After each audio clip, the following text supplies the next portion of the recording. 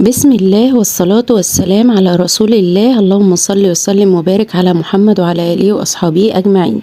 النهاردة كده أكلتنا بسيطة ومش مكلفة خالص، غير 6 بيضات وشوية طماطم وشوية بصل وكم قرن فلفل، هم دول بس، وشوية بهارات معانا هنحطهم ساعة الأكل. الأكلة اقتصادية جدا، وفي ظل الظروف اللي احنا فيها بنحاول ندبق كده الأكل بتاعنا وبأقل التكاليف بنعمله.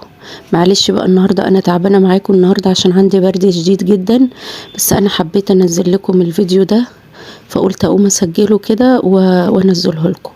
الأكلة معايا اقتصادية خالص، جربوها جميلة جدا، هتعجبكم جامد قوي. خرطت البصل وخرطت الطماطم وخرطت الفلفل، وبقى معايا هنقول بسم الله الرحمن الرحيم وهنبدأ.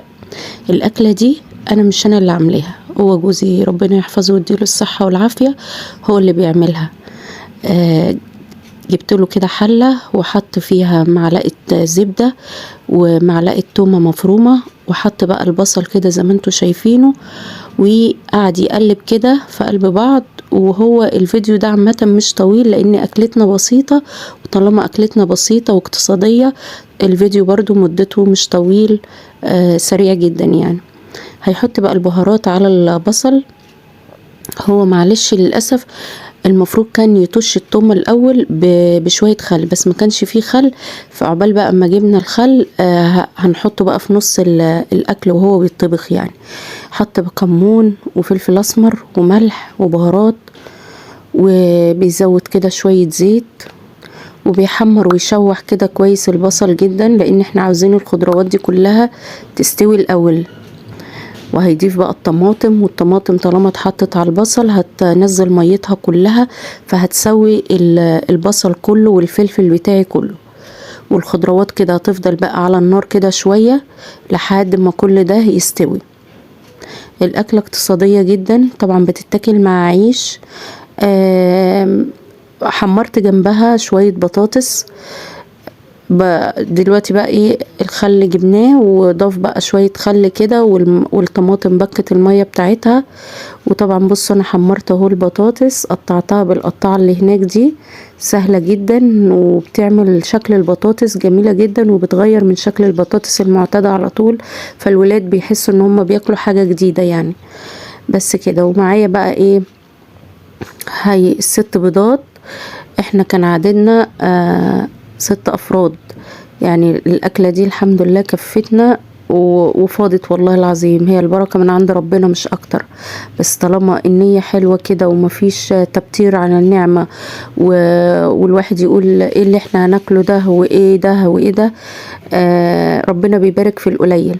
هنجيب بقى البيض كده وهو هيحطه كده صحيح، وهيسيبه شوية على النار. انا قلت له بيتقلب كله مع بعضه، قال لي لا سيبيه شوية كده على النار، لان لو هو اتقلب كله على بعضه في نفس الوقت بيصيص كده ومش بيبقى حلو، فهو عاوزه يبقى صحيح. انا استعجلت عليه كمان دلوقتي وقال لي سيبيه. بصوا هو البيض كان لازم يمسك شوية بحيث ان هو يبقى صحيح كده، وما يجي يتقلب يبقى القطع كده ايه، زهرة كده في قلب الخضروات. فبس انا اللي استعجلت عليه. وكده بقى ايه، الاكله بتاعتنا الجميله دي الاقتصاديه خلصت معايا. هجيب طاجن كده، اي طاجن او اي طبق تقديم هفضي فيه الاكله الجميله دي. طبعا انا محمره معاها شويه بطاطس ومخلل، وطبعا العيش معايا، وهزينها كده بشويه خضره معايا، بحيث ان هي برضو تدي قيمه غذائيه، والخضروات دي قيمه غذائيه. وممكن بقى تضيفي عندك، لو عندك بواقي فراخ باقية ممكن تقطعي كده بواقي فراخ. عندك زيتون، عندك فلفل الوان، فلفل رومي. انا ما كانش عندي فلفل رومي ولا فلفل الوان. كل ما بتضيفي عليها بتدي قيمة غذائية وبتكتر من الكمية طبعا. عايزة تزودي بيض برضو زودي. والطاجن عندي كان طعمه جميل جدا، والبيض فيه كان طعمه جميل، ومش قادرة اقول لكم والله كلنا شبعنا والحمد لله.